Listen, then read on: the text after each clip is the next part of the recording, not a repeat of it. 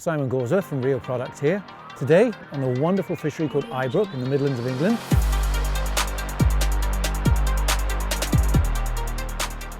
And we're going to show you a little bit about how to fish dry flies in lakes. When you fish dries in lakes, tend to want to fish 2 to 3 flies, usually on dropper arms. You like to mix up the colours, so clarets are very good colours for dry flies on lakes, oranges are good colours, olives are good colours, and blacks. If you're going to fish a team of 4, I'd fish a team of 4 flies around those colours, varying sizes, but usually 10s to 12s are about your go-to sizes.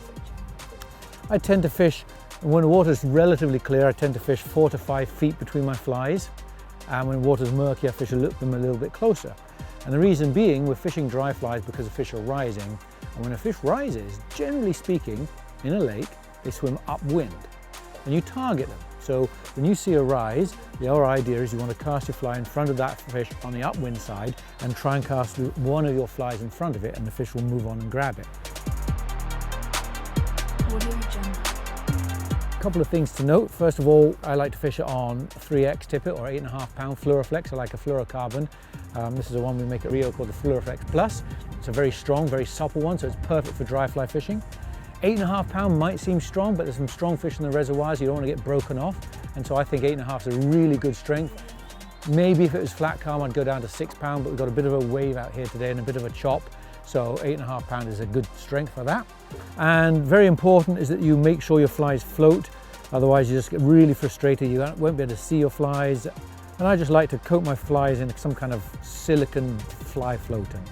This is loons or quail, but anything that's a kind of a silicone fly floatant is ideal.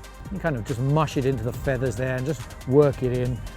And that will waterproof the feathers of your fly and make them stay up quite a bit. Every now and then, they're going to get waterlogged. You might catch a fish, we get some slime on them, that will pull the flies down, or the flies become waterlogged.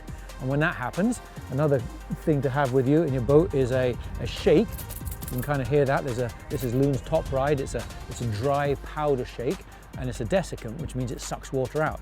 So when your flies are wet, you basically pop them in there, shake them around for 10 or 15 seconds, and that sucks the moisture out and makes them float again. My leader I've got on here is about 12 or 14 feet. As I said, I've got 3, 4 flies on here. When we fish this style, you go out and you just basically look for rising fish. You'll fish blind most of the time because you're not always going to be lucky enough to have fish rising. But when a fish rises, all you do is make sure you cover upstream of it, watch the flies, and most important of all, have patience.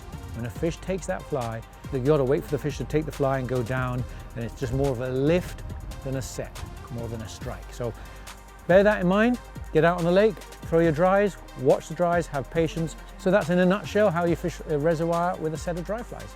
Got perfect conditions for it today, so let's go out and catch some fish. Audio Jungle.